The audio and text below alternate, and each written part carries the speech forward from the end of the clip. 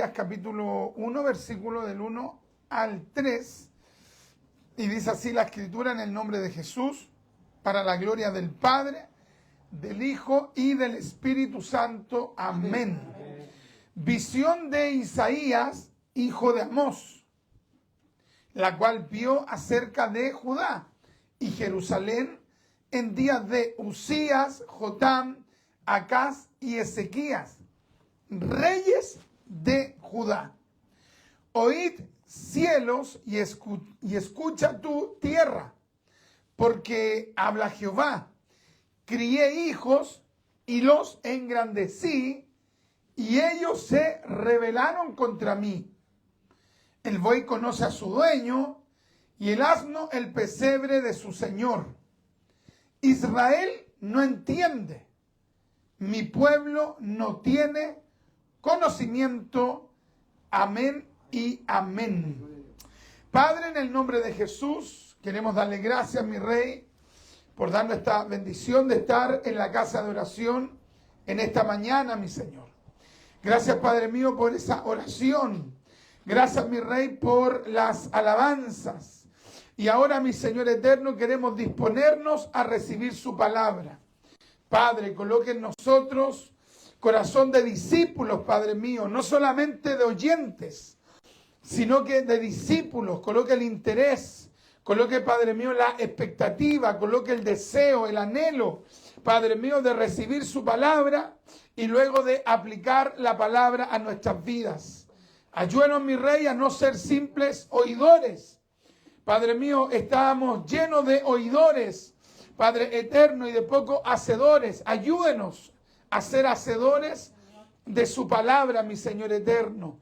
Padre, úseme por misericordia, a pesar de mis debilidades, mis limitaciones, mis falencias. Úseme solo por misericordia y en el nombre de Jesús de Nazaret. Padre, reprenda toda oposición antagónica en el nombre de Jesús. Padre, y a su vez, mi Señor eterno, ayúdenos a llevar todo pensamiento cautivo a la obediencia a Cristo, de tal manera, mi Señor eterno, de que no solo esté aquí nuestro cuerpo, sino que esté también aquí nuestra atención, que nuestros pensamientos, que nuestra mente, Padre mío, que nuestro espíritu esté aquí presto a recibir su palabra. Gracias, Padre mío, Padre eterno, que su Espíritu Santo en su bondad nos ilumine la palabra y hable en nuestros corazones, en el nombre de Jesús. Amén, amén y amén. Y le damos la gloria al Señor. Gloria a Dios, gloria a Dios, gloria a Dios, gloria a Dios, gloria a Dios para siempre. Demos palmas de alabanza al Señor en esta mañana con fuerza, porque no son para mí, son para el Señor. Amén. Recibamos nuestro asiento en esta mañana y ya llegando al mediodía.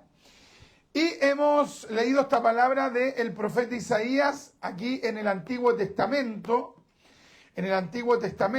Y sabemos que el profeta Isaías es uno de los profetas que más habla acerca de la venida del Mesías, ¿ya? O sea, ese es uno de los tópicos esenciales, y es por eso que Jerónimo, uno de los principales eruditos del siglo V, siglo VI, para desarrollar su traducción de la Biblia del hebreo y del griego al latín, se fue a vivir precisamente a Jerusalén. Él ya tenía un conocimiento más o menos profundo de las lenguas originales, pero él quería profundizar en el conocimiento de las lenguas. Entonces, ¿qué es lo que hace? Se va a Israel y pasó mucho tiempo viviendo con rabinos de ese lugar, donde fue especializándose en el hebreo, y también él ya tenía un dominio profundo del griego, y finalmente traduce la Biblia del hebreo al latín y del griego al latín, y a esa traducción se le llamó comúnmente la Vulgata Latina. Y Jerónimo, este gran erudito, decía que Isaías era el evangelista del Antiguo Testamento. Pensemos que él profetizó la venida del Mesías por lo menos unos 720 años antes de Cristo y da una serie de detalles acerca de la venida del Mesías. Entonces, indudablemente que alguien que lea el libro del profeta Isaías, si lo lee detenidamente, si lo va estudiando, yo este libro de Isaías lo estuve estudiando versículo por versículo, tiene 66 capítulos, y lo fui leyendo versículo por versículo, meditándolo, hermano, y fue un tiempo tremendo. Y si uno domina el libro de Isaías, para la gloria de Dios, uno usando solo el libro de Isaías podría evangelizar a cualquier persona y en especial a un judío para que se convierta a Cristo. Así que cualquier hermano que quiera realmente conocer acerca del Mesías, pero cómo estaba profetizado en el Antiguo Testamento, el libro por excelencia que habla acerca de esto es precisamente el libro del profeta Isaías. El profeta Isaías fue tan importante dentro del desarrollo del Nuevo Testamento, naturalmente por el Espíritu, que es citado en el Nuevo Testamento más de 411 veces. O sea, es el libro más citado del Antiguo Testamento en el Nuevo Testamento. ¿Ya? Por ejemplo, otro libro muy citado en el Nuevo Testamento, ya que se cita del Antiguo, es el libro de los Salmos. Pero sin lugar a dudas el libro de Isaías es excepcional. O sea, gran parte de la teología cristiana está fundamentada en muchos aspectos que aquí nos habla el profeta Isaías. El profeta Isaías profetiza en un periodo extenso. El ministerio del profeta Isaías duró como mínimo 50 años. ¿Sabe usted la cuenta? 50 años de ministerio. Hay otros rabinos que sostienen que incluso duró hasta 65 años. Piense usted, una persona dedicada con tal profundidad. Oye, sin lugar a dudas, esto ¿de qué nos habla? De constancia. O sea, 50 años no solamente caminando, sino que 50 años liderando, profetizando, instruyendo, enfrentándose a reyes, a políticos, a nobles. O sea, esa persona realmente era, por misericordia, firme en las cosas de Dios. Hay mucha gente que uno le pregunta y le dice, usted, ¿cuál es su creencia? No, yo soy evangélico, y no van nunca a la iglesia. Nunca leen la Biblia, nunca lo. O sea, son creyentes confesionales nomás. Pero en la parte práctica, esa persona realmente no es cristiana. Porque el cristiano es el que se involucra en una relación con Cristo. Es lo mismo, por ejemplo, cuando vemos que hay padres que son biológicos, son padres biológicos, tuvieron un hijo, tuvieron intimidad con una mujer, nació un hijo, y resulta que esa persona es el padre biológico de ese hijo o de esa hija, pero es un padre ausente. O sea, de boca es papá, pero en realidad no tiene nada que ver con ese hijo no lo conoce para nada, esa hija no sabe nada de esa persona. Así hay evangélicos que de boca solamente dicen que aman a Dios, dicen que aman a Dios, pero en la praxis no hay una relación. Entonces, en el caso del profeta Isaías, él fue un profeta que se entregó. Imagínense, pasaron los días, los meses, los años, las décadas, y él permaneció caminando en la fe verdadera, en la fe judía, y dentro de los tópicos que él aborda, por ejemplo, del 100% del libro del profeta Isaías, un porcentaje importante del libro nos habla de una serie de juicios. Juicios contra Israel, porque nosotros tenemos una concepción errada acerca del amor. Entonces creemos que el amor implica consentir. Ah, no, en la mamá y el papá aman al hijo, entonces le dan todo lo que pide. Eso es un error, eso es mentira. El niñito puede ser ultra porfiado, hace un escándalo y la mamá ya va y le compra algo. El niño porfiado, rebelde, oye, tremendo el niño. Y la gente cree que eso es amor, es darle. No, o sea, la palabra nos enseña que Dios al que ama, corrige, disciplina. Entonces, en este caso, el verdadero amor también pone límites, pone barreras, pone fronteras. Y cuando se transgrede eso, tiene que haber también una corrección frente a aquello. Entonces, en este caso, en el libro del profeta Isaías, precisamente se ve eso. Se ve que Dios a Israel, que le ama, también lo castiga duramente. Y ese castigo no implica falta de amor. Hoy actualmente hay una juventud, hay una adolescencia, hay niños incluso ya a corta edad que son profundamente manipuladores. Le dicen a los papás, tú decís que me amáis y me castigaste. Mire el absurdo. O sea, que si el papá le da todo lo que quiere, allí lo ama. Eso no es amor. Y en el profeta Isaías, precisamente vemos aquello, que el verdadero amor pone límites, corrige, disciplina, etc. Pero es en este mismo libro donde hay una serie de palabras de esperanza, donde Dios precisamente le dice a Israel que si se vuelve, que Él los iba a bendecir, los iba a restaurar, los iba a levantar. Si nosotros vamos considerando ya los pasajes que hemos leído, se nos habla cómo en este caso Isaías profetizó en diferentes reinados. Y es llamativo porque, por ejemplo, en el reinado de Usías, verso 1, reinado de Usías, reinado de Jotán y parte del reinado de Acá, incluso hasta Ezequías, en este periodo, los reyes de Israel estaban siendo tremendamente prosperados, sobre todo en el reinado de Usías y de Jotán. O sea, estaban en un momento de solidez económica tremenda. Israel iba progresando. De hecho, en el reinado de Usías, sostienen los exegetas, los intérpretes, que en el reinado de Usías se llegó a tal prosperidad similar a la prosperidad que hubo en tiempos de David y en parte del reinado de Salomón. O sea, estamos hablando de que estaban siendo tremendamente prosperados por Dios. Dios los estaba ayudando.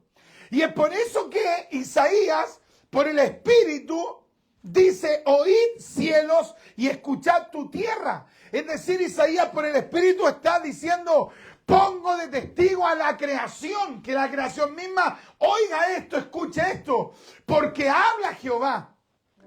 Crié hijos y los engrandecí y ellos se rebelaron contra mí. ¿Se da cuenta, no? O sea, cuando estaba gobernando Usías y Jotán, Dios había bendecido de tal manera a Israel que Israel estaba llegando a un nivel de prosperidad que los destacaba en ese sector del Medio Oriente. Sin embargo, la bendición que ellos recibieron, en vez de haberlos llevado a buscar más a Dios, ¿qué es lo que provocó en ellos? Provocó en ellos una profunda rebelión en contra de Dios. Es un absurdo tremendo que por lo general el ser humano comete.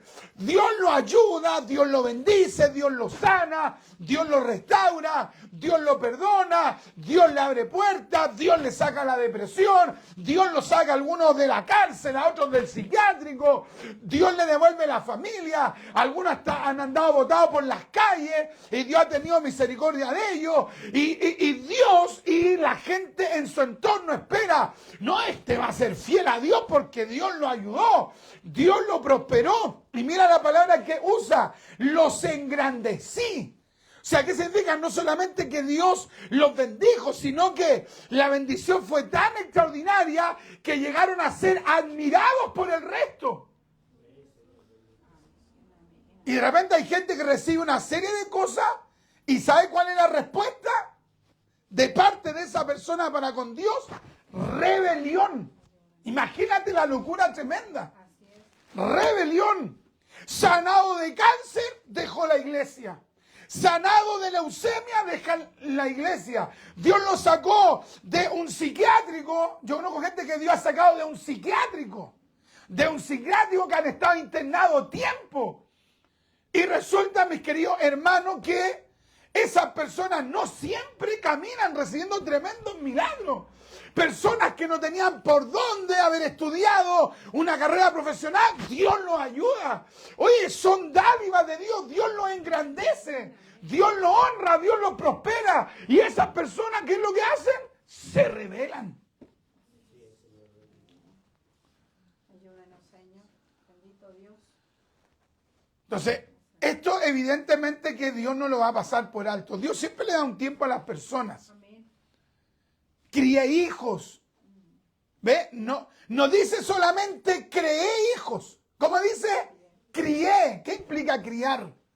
Cuando un papá y una mamá dice, yo crié a mis hijos, ¿qué está hablando? Que los formó, que los educó, que le dio principios. O sea, esto de que habla del cuidado de Dios por Israel, del cuidado de Dios por nosotros. Y muchas veces, ¿cuál es la respuesta? Rebelión. Bendito sea Dios. Qué terrible es, por ejemplo, cuando de repente un papá y una mamá que se esfuerzan por los hijos, que se levantan temprano, que trabajan horas prolongadas, que aguantan frío. Muchas personas de repente tienen que lidiar con malos patrones, con personas abusadoras, con personas que son malos empresarios, malos jefes, y el papá y la mamá no renuncian a ese trabajo. ¿Sabe por qué? No porque no quieran, porque hace rato que hubieran renunciado. Lo que pasa es que piensan en los hijos, piensan en la hija, piensan en el sustento y dicen, mejor me aguanto como me tratan, pero tengo que llevarle el sustento a mi familia. Así es, amén, amén. Alabado sea. Y después llega a la casa y se encuentra con una persona mal agradecida, rebelde, subversiva, anárquica. Oye, pero tremendo. Alabado sea el Señor. Esto es una realidad que estamos viendo de manera sistemática y que la vamos a seguir viendo cada vez más. Cada vez más. Dicen algunos psicólogos que uno de los traumas más impresionantes para un papá y para una mamá es que su hijo en algún momento le haya golpeado. Creo que eso es uno de los traumas más fuertes que puede experimentar un papá o una mamá. Le puede pegar cualquier persona ya en la calle y eso lo va a olvidar.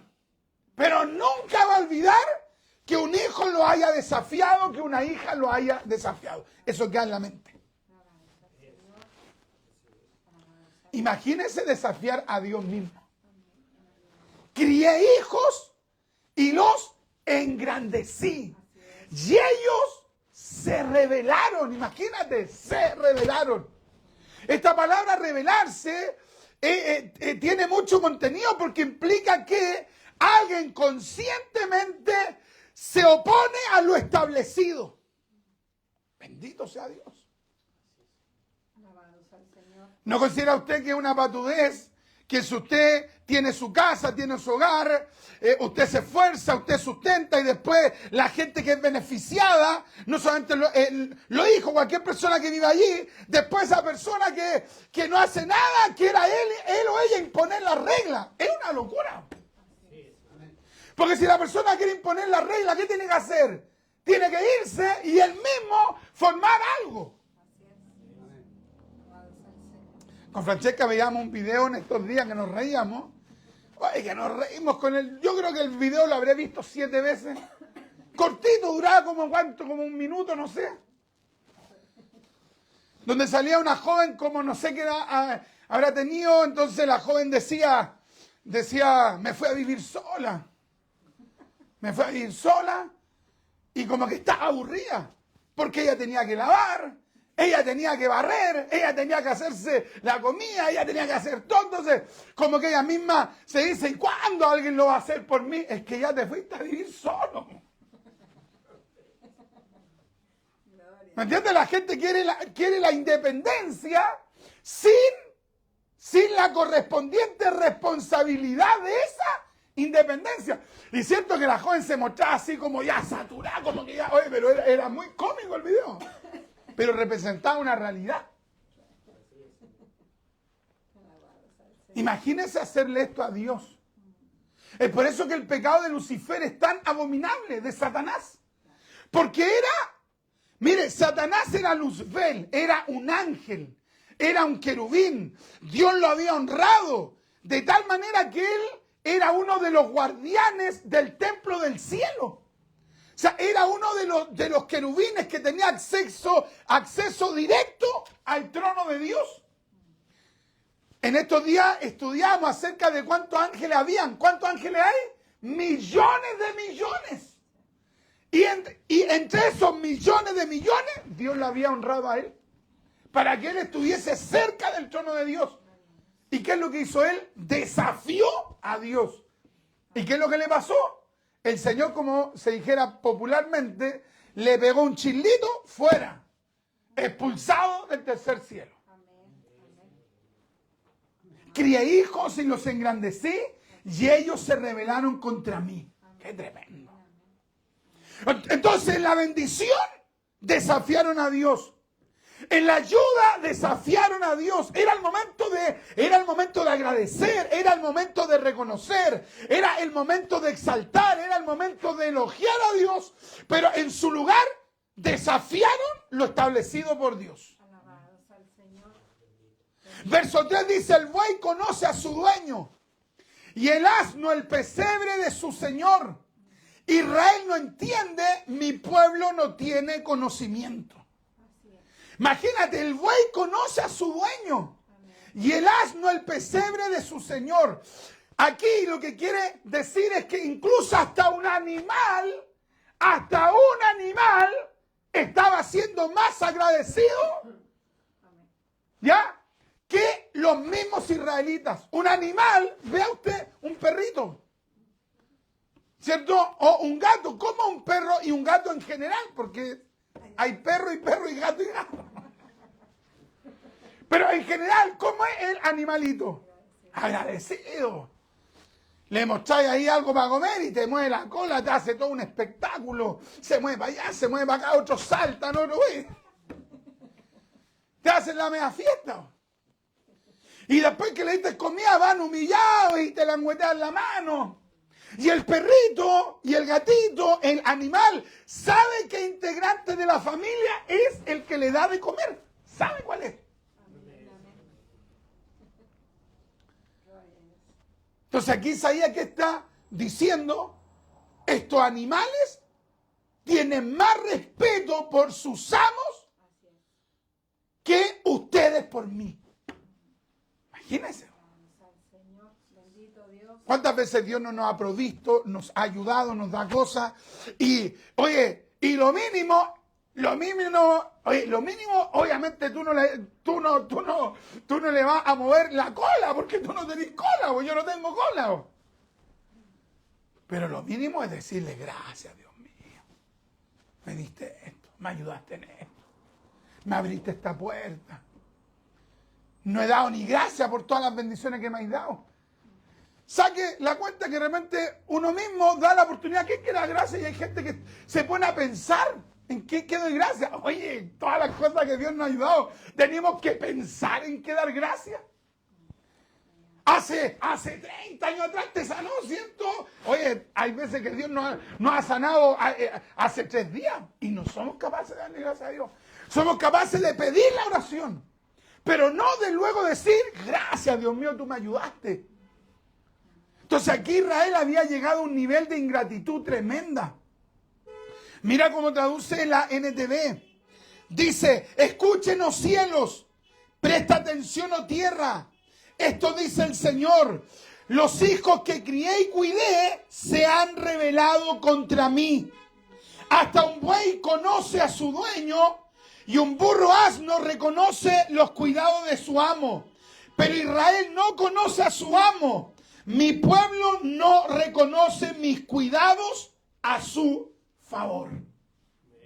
Alabados al Señor. Bendito sea Dios para siempre. Bendito Dios.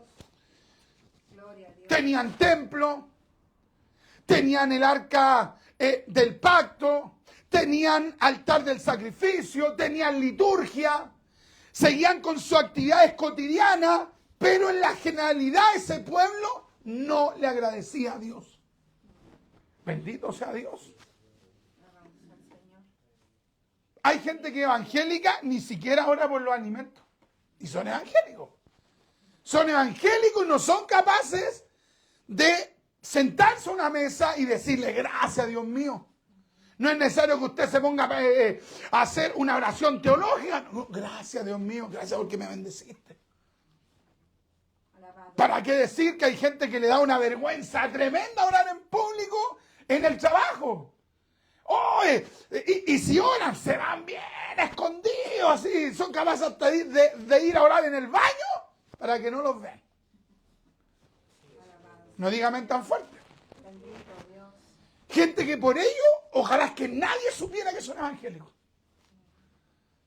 Pero resulta que cuando ellos han estado en el suelo, le han clamado a Dios y Dios en su bondad los ha ayudado. Gracias, Señor. Bendito Dios. Estamos en un tiempo de gente profundamente malagradecida con Dios. Así es. Oye, si Dios te da 10 bendiciones en el día, ¿no puedes dar gracias 10 veces? Hay gente que dice, no, que yo ya oré. Ya, pero ¿cuántas veces comiste en el día? Y a los que nos gusta comer, oye, 5 veces, 7 veces. Y la gente no da gracias. Así es. Y sabe que son instancias incluso para que uno pueda evangelizar. Si usted está con gente mundana, van a comer, sí. Antes que coman, si quieren, yo puedo orar por todos los alimentos. Hay gente que diría, ¿dónde yo voy a hacer eso? Soy más vergonzoso. Dios no nos ha dado espíritu de cobardía, sino de poder, de amor y dominio propio. Y por último, si usted no se atreve a decirle a todos, bueno, por último usted dice, ¿cómo no? Pero yo voy a orar. Alabado sea el Señor. Bendito sea Dios. Bendito Dios. Le suben el sueldo, no da gracia. Está sin pega, anda alegando. O sea, ¿se da cuenta? O sea, somos capaces de expresar la ingratitud. Somos capaces de expresar la queja. No somos capaces de expresar el ascenso. No somos capaces de expresar la gratitud cuando se sube el sueldo. No somos capaces de andarle diciendo a las personas, Dios me ayudó, Dios me engrandeció, Dios me bendijo, Dios me abrió puertas. No somos capaces de eso. Ayúdanos, Señor. Bendito Dios. Gracias, Dios. Y esto se fue volviendo algo común, sistemático. Piensa usted cuánta gente que vive su vida llena de quejas. Y todos tenemos pruebas, dificultades tremendas, adversidades, pero en medio de esa adversidad no hay nada de qué decir gracias, nada. O sea, por nada vamos a agradecer a Dios. ¿Y qué va a provocar la ingratitud? En algún momento la ingratitud le va a dar paso a la rebelión. O sea, la ingratitud te lleva como consecuencia a la rebelión. Entonces cuando nosotros comenzamos a decir gracias, nos estamos alejando de la eventual rebelión. Gracias, Dios mío. Amén, amén. Me ayudaste. Amén. Alabado sea el Señor. Y en pequeños detalles, cualquier cosa que usted sienta que Dios lo ayuda, gracias, Dios mío, usted me ayudó. Alabado sea el Señor. En detalles, Dios me ayudó, Dios me ayudó, Dios me ayudó. Es fanático, no importa que me digan lo que quieran. Gracias, Dios mío, tú me ayudaste. Amén. Alabado sea Dios. Aquí Isaías no está hablando de los babilonios, no está hablando de los asirios, está hablando de los judíos, está hablando de gente que desde niño le enseñaban la Torá. Pero imagínense al nivel que habían llegado. Bendito sea Dios. Ahora, ¿cuál es la recompensa a esto? Por lo general, la retribución a esta acción es que después los hijos de esas personas, Dios, para castigarlo, permite que los hijos de esas personas se vayan en contra de ellos. Es el pago. En algún momento esa persona va a sufrir, porque ¿quién se puede burlar de Dios? Por ejemplo, nosotros decidimos nacer. Usted dijo, no, yo voy a nacer. Le paso el dato, el 23 de agosto. Yo no dije, hoy quiero nacer el 23 de agosto. No. Nacimos, ¿por qué? Por la gracia de Dios. Aunque una persona diga, no, pero es que yo nací en un contexto complicado. Hace mucho tiempo atrás hubo un certamen que se llama de belleza. Entonces ganó una mujer y la mujer tuvo la valentía de decir, quiero expresarle mi gratitud a mi madre, porque mi madre me tuvo, mi madre podría haber abortado mi persona. Y ella va y contó y dijo de que ella había sido producto de una violación. Imagínate, la mamá podría haberla abortado como tantas mujeres. Nosotros evidentemente que estamos en contra de aquello, pero uno igual puede ponerle atención a una persona que en ese contexto tal vez se siente superada. Amén, amén. Pero mira, esa mujer públicamente dijo, le quiero dar gracias a mi mamá, porque ella había sido el resultado de una violación. Pero ella dijo, pero mi mamá me amó, mi mamá me cuidó, y si estoy aquí es por mi mamá. ¿Te das cuenta, no? O sea, es una mujer realmente, pero tremendamente agradecida. Amén, amén. Bendito sea Dios. Alabado sea el Señor. Entonces, ¿cuánto más nosotros tenemos que ser agradecidos con Dios? Amén. Ahora, lamentablemente esto se iba a replicar en un hecho más fuerte. ¿Cuál era este hecho? Que cuando el Mesías viniera, ellos tampoco le iban a conocer. Así es. Amén, amén. O sea, esta actitud que ocurrió 700 años antes de la venida del Mesías, de que ellos estaban desconociendo a Dios, desconociendo las bondades de Dios, desconociendo las misericordias de Dios, eso se iba a replicar 700 años más adelante, y cuando viniera el Mesías, no lo iban a recibir. Oye, Jesús les dio, piense usted, sanidades, milagros, restauraciones, perdón, restauración, bendición. Y después, ¿qué es lo que hizo Israel? Y por consiguiente, los romanos y nosotros lo crucificamos. Alabado sea el Señor. Bendito Dios. Oye, uno dice, con todas las señales no lo reconocieron. Con todas las tremendas señales no lo reconocieron. La Biblia latinoamericana 95 traduce en Isaías 1:3. El buey conoce a su dueño y el burro el pesebre de su señor. Pero Israel no me conoce. Mi pueblo no comprende. La Septuaginta en griego traduce, conoce, se fue la batería, conoce, pero ahí sigámonos igual, si quiere apáguenlo o no. Dice la Septuaginta en Isaías 1:3, conoce un buey al poseedor y un asno el pesebre de su dueño. Israel empero no me conoce y el pueblo no me comprende. ¿Se acuerdan cuando nace Jesús allá en Belén? ¿Cierto? Jesús nace en Belén, en ese lugar. ¿Y Jesús dónde nació? En un pesebre. En un pesebre. ¿Y quiénes le reconocieron en ese pesebre? Los animalitos que estaban allí. O sea, esta palabra se cumple proféticamente, literalmente. Amén. Imagínate tú, el dueño del universo, que es Jesucristo, junto, digamos, al Padre y al Espíritu Santo, pero en ese momento Jesús como Mesías nace en un pesebre, y los animales reconocen que Él es el Mesías, pero la gran mayoría de Israel lo rechaza. Amén, amén.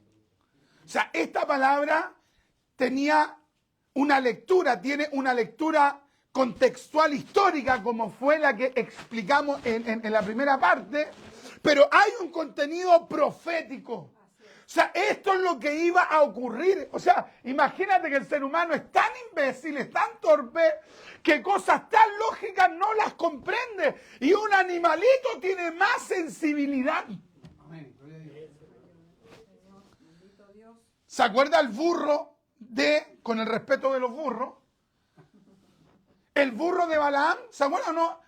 Oye, el porfiado, hermano, el falso profeta allí, o apóstata, más bien dicho, porfiado, tremendamente porfiado. Oye, el animalito en el que iba, creo que era un burro también parece, ¿cierto? Iba en esa dirección y el burro no quería avanzar. Y él le pegaba y el burro no quería avanzar, porque el burro de una manera sobrenatural, vio lo que estaba delante. Vio a quién estaba delante. ¿Quién estaba delante de él? El ángel de Jehová. Una teofanía o cristofanía de Jesús antes de su encarnación. Y le pegaba al burro porque no quería avanzar. ¿Y qué es lo que hizo Dios? Le abrió la boca al burro. Y el burro lo reprendió. Y ahí de repente el profeta apóstata ve al ángel del Señor que estaba ahí. Imagínate. O sea, hay animalitos que tienen más discernimiento que muchas personas. Así es. Entonces, qué terrible. El Dios encarnado andaba en medio de Jerusalén y ellos lo rechazaron. Alabado sea el Señor. Vamos a ir a San Juan capítulo 1. San Juan capítulo 1. Qué tremendo, oiga, la necedad que muchas veces se va enquistando en nosotros. Vamos a leer la escritura. Bendito Dios. Vamos a leer la escritura. Verso 3 primero vamos a leer. Amén. Juan 1:3. Todas las cosas por él fueron hechas. ¿De quién está hablando aquí? De Cristo. Antes de su encarnación. Todas las cosas por él fueron hechas. Y sin él, nada de lo que ha sido hecho fue hecho. Los testigos de Jehová, como siempre mentirosos y tergiversadores, ¿saben qué es lo que dicen? Sí, hizo todas las cosas, pero ellos le agregan la palabra a las otras cosas. Si usted lee Colosenses capítulo 1 del verso 15 al 17, ellos le agregan la palabra otras cosas, otras. Pero el texto griego nos habla de otras cosas. Aquí está hablando de todo lo que fue hecho ¿por quién? Por el Mesías. Amén, amén, amén. Alabado sea el Señor. Bendito Dios. Verso 10. En el mundo estaba y el mundo, ¿por quién fue hecho? Por él. ¿Y quién es él? Cristo. En el mundo estaba y el mundo por él fue hecho. Como dice aquí, pero el mundo no le conoció. Aquí se cumple la profecía de Isaías capítulo 1 versículo 3. El mundo no le conoció. Así es, amén. Alabado sea el Señor. Bendito Dios. Qué tremendo. Y Jesús dio señal evidente de quién era él. Amén. No sé cuántos de ustedes saben que en ocasiones han habido reyes que cuando querían relacionarse con el pueblo, pero sin que los conocieran, ¿qué es lo que hacían? Se disfrazaban algunos hasta de mendigos. No sé cuántos han leído historia. Algunos dicen, no leo ni la Biblia y voy a leer historia. No digan ventas fuertes. Oye, se disfrazaban, andaban como mendigos. Algunos, oye, pero los tipos locos. Algunos, oye, se metían a los prostíbulos, le pagaban a las prostitutas, siendo que no tenían ni la necesidad. Pero como para sentirse como uno del pueblo, oye, hacían unas cuestiones tan locas. Pero la gente no tenía cómo conocerlo, porque andaban tan bien disfrazados. En cambio, Jesús no anduvo disfrazado. No. Porque Jesús se mostró claramente. ¿Quién puede caminar sobre las aguas? Mencióneme una persona que pueda caminar sobre las aguas. No hay. Anda un despistado por ahí que ha hecho videos, que dice que anda caminando sobre el agua y lo pillaron porque el tipo colocaba como una cosa abajo y la gente, claro, grababa de lejos y como que iba caminando sobre el agua y era todo un montaje. Jesús caminó sobre las aguas. Amén, amén. ¿Quién tiene el poder para hablarle a los vientos y decirle deténganse en una tormenta? Cristo nomás. Amén. ¿Quién tiene el poder de hablarle a las aguas que se detengan y se detienen cuando hay braveza? Cristo nomás. ¿Quién puede tocar a un leproso? Oye, la enfermedad de la lepra es contagiosa. ¿Y Jesús qué es lo que hizo? Tocó al leproso y lo declaró sano. Amén, amén. Alabado sea el Señor. ¿Quién puede resucitar a una persona al cuarto día cuando ya está pero podrido, ya se estaba pudriendo. Porque le cuento que cuando el cuerpo se va a la tumba, aunque tenga apellido Luxi, Rockefeller, Boris, Bachelet, Piñera, se pudren igual. Amén, amén. Así es. Amén, amén. Entonces Jesús dio señal evidente y el mundo, ¿qué es lo que dice? No le conoció. Gloria a Dios. Alabados al Señor. O sea, ¿te das cuenta que todo lo que sufrió Cristo? Amén. Sufrió evidentemente en el punto más álgido, más elevado, en la cruz. Pero el ministerio de Cristo fue un ministerio de constante, rechazo de parte de la autoridad, de la gente intelectual, de los sacerdotes, de los sumos sacerdotes, de los fariseos. Amén, amén. Y otros que querían seguirle como Nicodemo, ¿en qué momento iban? De noche, escondidos. Y el populacho era el que le seguía públicamente siempre y cuando le multiplicara los panes y los peces. ¿Cómo te sientes tú cuando tú sabes que alguien se acerca a ti por interés? ¿Cómo te sientes con ese amigo, amiga, que cuando están enfermos ahí o cuando tienen deuda te buscan? Y después cuando les va bien, chao. Jesús tuvo que lidiar frecuentemente con esa ingratitud del ser humano. A los suyos vino, verso 11, y los suyos no le recibieron. A los suyos vino y los suyos no le recibieron. Es interesante el meditar esto. Como dice ahí, verso 11, a lo suyo. ¿Esto qué es lo que implica? En griego es propiedad. Él vino a su propiedad. O sea, el planeta Tierra es propiedad ¿de quién? De Cristo. El universo es propiedad de Cristo. Y si hubiese más universos, son propiedad ¿de quién? De Cristo. Jesús no fue a lo de otro. Jesús no es un ocupa. En España, el movimiento de los ocupa, sobre todo con esta presidencia del presidente Sánchez del Partido Socialista ya en España, oye, eso le dan espacio a los ocupa, claro, mientras no le ocupen la casa a ellos. Porque así son los políticos de caradura. No, pero oye, son gente que no tiene dónde vivir, ya, sí. Y, oye, pero le tomaron la casa a esta persona, se fue de vacaciones y llegó y le tenían a tomar la casa. ¿Cuánto ocupa se gozan? No, pero es que la persona no tenía dónde vivir ya. ¿Y si le ocupan la casa a él? Jesús no vino a lo de otro. Él vino a lo suyo. Y tú, como individuo, eres criatura. Por lo tanto, eres, aunque ni siquiera creas en Dios, igual eres propiedad de Cristo.